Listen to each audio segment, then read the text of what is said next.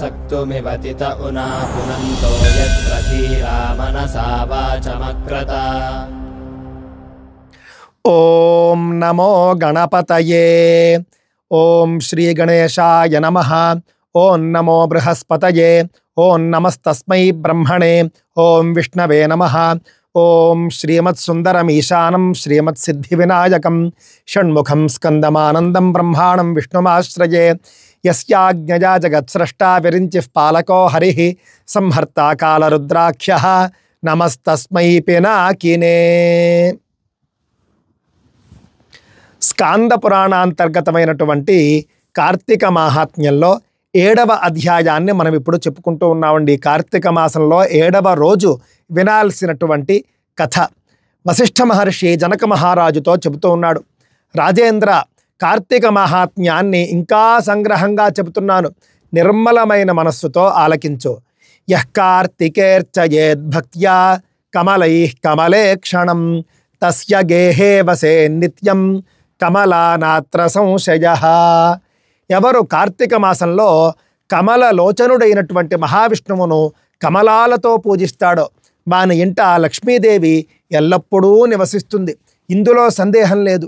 దేవదేవుడైన లక్ష్మీనారాయణుణ్ణి కార్తీక మాసంలో తులసీ దళాలతోనూ జాజి పుష్పాలతోనూ మానవుడు పూజిస్తే పునర్జన్మ ఉండదు. కార్తీకే బిల్వపత్రేణ విష్ణుం వ్యాపకమీశ్వరం యః పూజయేన్నరశ్రేష్ఠ సతు భూయో న జాయతే.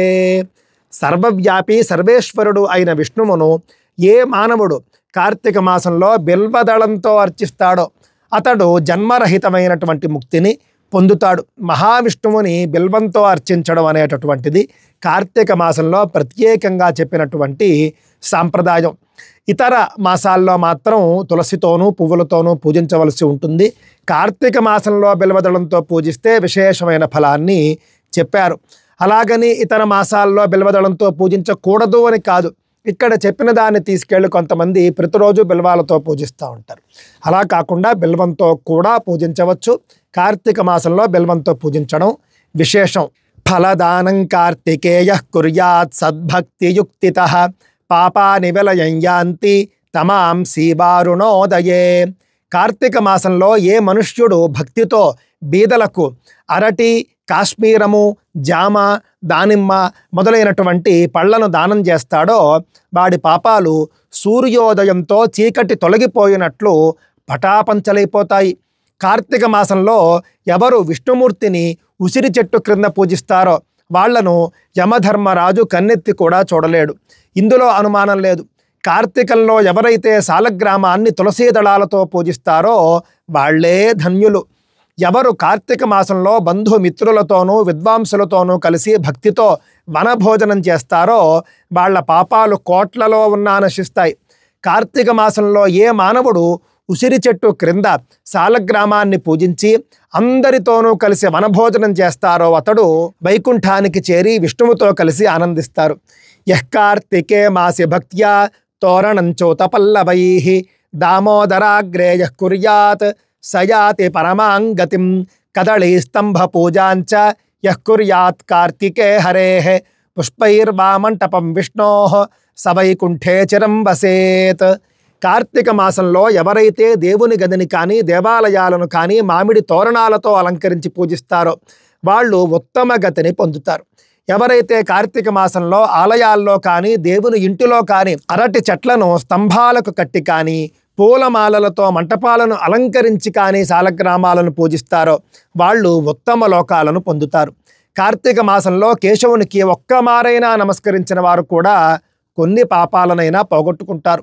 కార్తీక మాసంలో దైవ సన్నిధిలో జపం, హోమం, దేవతార్చనం చేయవాడు తమ పితృదేవతలతో కలిసి వైకుంఠానికి వెళతాడు. కార్తీకే వస్త్రదానంచ యః కుర్యాత్ స్నానశీతలే సోష్మమేధాయుతానాంచ ఫలం ప్రాప్నోత్య సంశయః.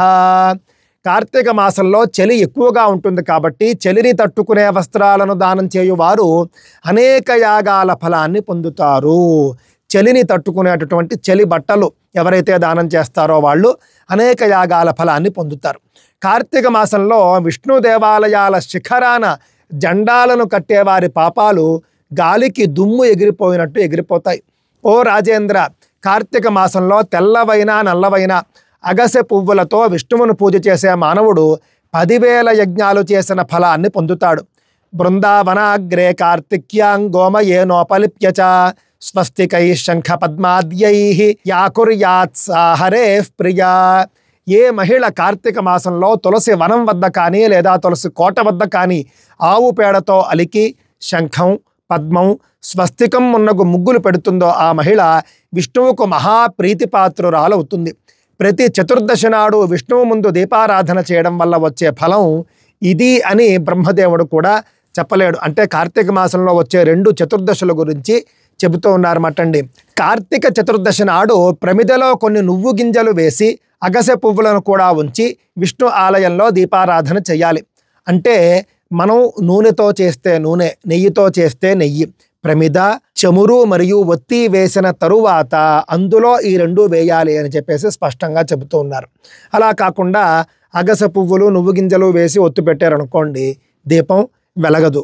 మీరు ఇలా చెప్పారు కదండి అని చెప్పేసి అంటారు. అలా కాదు, చమురు వేసిన తర్వాత చమురులో వేయాలి అని చెప్పేసి మనం అర్థం చేసుకోవాలి.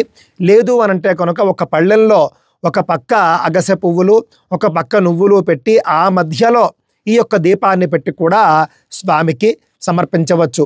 యః కార్తిక్యామర్క పుష్పై అర్చయేద్ గిరిజాపతిం సలబ్ధ్వా పూర్ణమాయుష్యం పశ్చాన్మోహమవాప్నుయాత్. ఎవరైతే కార్తీక పౌర్ణమి నాడు జిల్లేడు పువ్వులతో శివారాధన చేస్తారో అతడు దీర్ఘాయుష్కుడై అంత్యకాలమున శివసాయుజ్యాన్ని పొందుతాడు. కార్తీక మాసంలో మల్లె పువ్వులతో మాధవుణ్ణి అర్చించిన వాడు సకల పాపాలను పోగొట్టుకుంటాడు. తులసి చెక్క నుండి తీసిన గంధాన్ని విష్ణువుకు అర్పించేవాడి పాపాలు విశేషంగా నశించి విష్ణు సాయుధ్యం కలుగుతుంది. కార్తీక మాసంలో విష్ణుదేవుని సన్నిధిలో నాట్య సేవ చేయువాడు జన్మ జన్మల పాపాలను పోగొట్టుకుంటాడు. ఓ రాజేంద్ర, కార్తీక మాసంలో విష్ణు ఆలయాన్ని రమ్యముగా అలంకరించిన వాడు వైకుంఠంలో విష్ణు సాయుధ్యాన్ని పొందుతాడు. కార్తికే చాన్నదానంచ యః కుర్యాద్ భక్తిమాన్ నరః తస్యాఘన్నశ్యతి క్షిప్రం పవమానాద్యథా ఘనః తిలదానం నదీ స్నానం భోజనం బ్రహ్మసత్రకే కార్తికే చాన్నదానంచ ధర్మ్యమేతచ్చతుష్టయం. కార్తీక మాసంలో అన్నదానం చేయువాడి పాపాలు గాలికి మబ్బు చెదిరినట్టు చెదిరిపోతాయి. నువ్వుల దానం, నదీ స్నానం, బ్రహ్మసత్రయాగంలో భోజనం, కార్తీక మాసంలో అన్నదానం, ఈ 4 సమానమైనటువంటి గొప్ప ఫలాన్నిస్తాయి అని పెద్దలు చెబుతూ ఉన్నారు. కార్తీక పౌర్ణమి నాడు స్నానం దానం చేయని వాడు ఏ విధమైన పుణ్యాన్ని పొందలేడు. అంతే కదండి, ఏ పూజ చేయకుండా ఏ పుణ్యము రాదు. పూజ చేయకుండా మాకు పుణ్యం రావాలి అంటే ఎలా కుదురుతుంది? అందువల్ల కార్తీక మాసంలో మేము చెప్పిన వాటిలో ఏదో ఒకటైనా చేయండి అని చెప్పేసి మహర్షి అభిప్రాయం.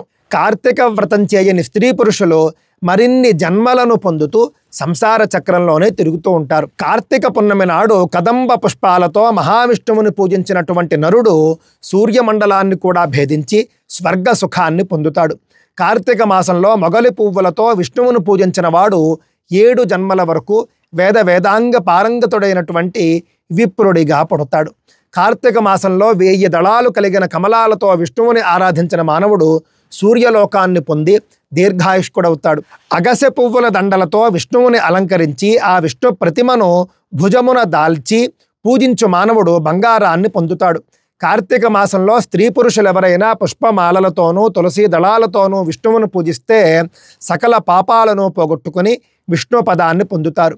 కార్తీక మాసంలో అనారోగ్యంతో కానీ ఏ ఇతర కారణాలతో కానీ ప్రతిరోజు కార్తీక స్నానం చేయలేని వారు కనీసం కార్తీక ఆదివారం నాడైనా స్నానం చేస్తే మాసమంతా పుణ్యస్నానాలను చేసినటువంటి పుణ్యాన్ని పొందవచ్చు.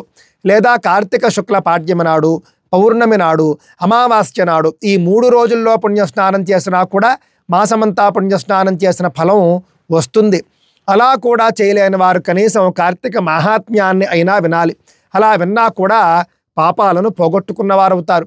కార్తీక మాసంలో శివాలయంలో కానీ విష్ణువాలయంలో కానీ ఏ మానవుడు వరుస దీపాలను పెడతాడో ఆ మానవుడు సకల పాపాలను పోగొట్టుకుంటాడు. ఇందులో సందేహమే లేదు. కార్తీక మాసంలో విష్ణు పూజ కోసం మనోవాక్కాయములతో సహాయం చేసేవాడు స్వర్గవాసాన్ని పొందుతాడు. కార్తీక మాసంలో గంధ పుష్ప ధూప దీపాలతో కూడిన విష్ణు పూజ విష్ణులోకాన్ని ప్రసాదిస్తుంది. కార్తీక మాసంలో విష్ణువు సన్నిధిలో జప తపాలు చేయని మానవుడు ఉద్ధరింపబడలేడు. ఏ మనుష్యుడు కార్తీక మాసంలో మహావిష్ణువు సన్నిధిలో ప్రదోషకాలంలో పురాణాన్ని వింటాడో అతడు హరిమందిరాన్ని చేరుతాడు. కార్తికే మాసి సాయాహ్నే స్తోత్రపాఠపరో నరః సస్వర్గలోకమాసాద్య ధ్రువలోకమతః పరం. కార్తీక మాసంలో సాయంకాలాన స్తోత్రాలను పారాయణ చేయువారు స్వర్గాన్ని పొందడమే కాక తుదకు శాశ్వతమైనటువంటి మోక్షాన్ని కూడా పొందగలుగుతారు. ఇది శ్రీ స్కాంద పురాణే కార్తీక మాహాత్మ్యే సప్తమోధ్యాయః. ఇంతటితో స్కాంద పురాణంలోని కార్తీక మాహాత్మ్యంలో 7వ అధ్యాయం పూర్తయింది. స్వస్తి.